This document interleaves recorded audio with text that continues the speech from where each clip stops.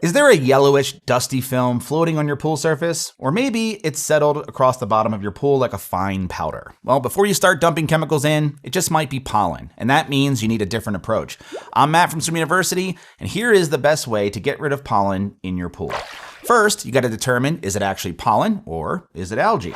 Now, before you do anything, you need to confirm that you're actually dealing with pollen and not something more serious like mustard algae. Both can look identical. They both show up as a fine layer on your pool surfaces, and both seem to appear out of nowhere. But here's the easiest way to tell them apart. Grab your pool brush and gently disturb the yellow substance. If it swirls around and then settles back down, it's pollen. If it explodes into a cloud and then disperses through your water, well, then you probably have mustard algae. Now, location is another helpful clue. Pollen tends to float on the surface or settle as a thin powdery layer on your pool floor. Mustard algae, on the other hand, clings to your pool walls, shady surfaces, and keeps coming back to the same spots even after you brush it. Now, if you suspect you might have mustard algae, check out our guide on how to get rid of your mustard algae or yellow algae. So, can you just shock the pollen and it'll go away like algae?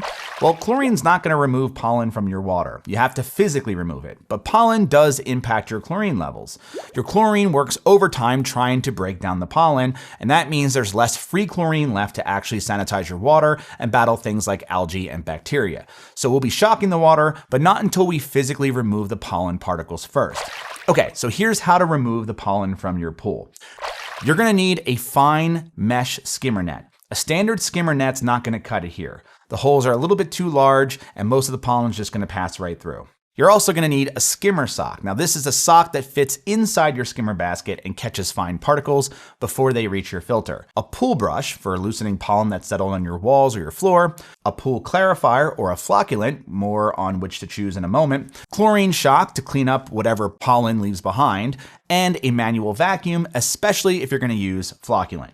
So number 1, run your filter 24/7. That's 24 hours a day, 7 days a week. Now during peak pollen season, keep your filter running because this is the best place to start removing pollen. But pollen particles can clog your filter faster than you might expect. So check your pressure gauge often. If it reads 10 psi above your normal baseline pressure, then you need to clean your filter before continuing. Now, by the way, everything you need to know about cleaning filters and troubleshooting water issues like pollen is in the Pool Care Handbook. So if you want a handheld manual that answers every single pool question you have, you can grab your copy at swimu.com/book. Number 2 is you're going to add a skimmer sock. Now, add a skimmer sock to your skimmer basket to help catch any fine pollen particles before they even reach your filter. Check the sock every other day and swap it out when it starts to look dirty because a clogged skimmer sock will actually restrict water flow to the pump. Number 3 is you want to skim the surfaces every morning with a fine mesh net. Pollen levels tend to be the highest in the evening and early in the morning, so make it a habit of skimming in the morning during pollen season. I recommend using a fine mesh leaf net here. The gaps in a regular net are going to be too large and most of the pollen is going to slip right through.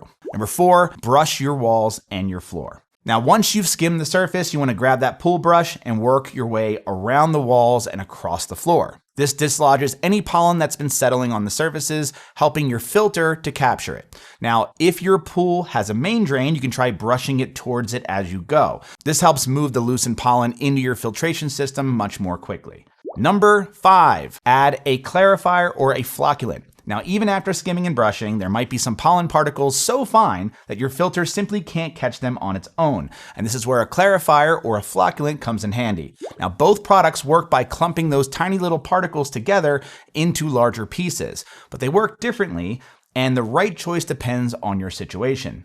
A clarifier is going to clump the tiny little pollen particles into larger pieces so that your filter can catch it. Now you add it to the water, you run your pump and filter for at least one full turnover, typically 8 hours or more, and then you let it work. Now it can take a couple of days to fully clear the water, but the effort on your part is minimal. Flocculant is faster and more powerful. It causes those particles to clump together, but then they sink to the pool floor within hours. Here's the problem. You need to manually vacuum the settled debris out using your filter's waste setting. So I would use a clarifier if your pollen problem is mild or moderate, or if you want a low effort solution, or you don't want or can't vacuum on the waste setting. Now, I would use a flocculant if you have very heavy pollen buildup and you want faster results, and you can vacuum to waste. Now check out our other video on how to use a pool clarifier and a pool flocculant for step-by-step walkthroughs. Number 6, shock your pool. Now, once you've removed as much pollen as possible, it is time to shock your pool. Now remember, pollen uses up chlorine. Your chlorine has likely been lower than it should be, and that creates the right conditions for bacteria and algae to get a foothold. Add a chlorine-based shock in the evening and run your filter overnight. The next morning, you can skim the surface to remove any remaining debris and retest the water. Now, if you need help with this step, we've got a full video on how to shock your pool right here. Number 7, vacuum if you need to. Now, if your pollen problem has really built up and the steps that we just talked about haven't cleared things up, then go ahead and vacuum your pool manually. This is the most labor-intensive option, so I've saved this for when nothing else has worked. And you might have already done this if you've added flocculant. Use your filter's waste setting if you have a multi-port valve so that the dirty water exits through your backwash port instead of cycling back through your filter. We've got a full video on vacuuming to waste right here. And finally, how do you prevent pollen from getting into your pool in the first place? Well, the only real way to do it is to keep your pool covered. That means covering your pool with a solar blanket during peak pollen times, or waiting to open your pool until pollen season has passed. But even mesh covers can let pollen into the water. So if your pool's open, keep the filter clean, keep it running, use a filter sock, skim and brush regularly, and add a clarifier if needed. And if you need more help with filters, chemicals, or any other pool troubleshooting problem, check out the Pool Care Handbook at swimu.com/book. That's it. Thanks for watching and happy swimming.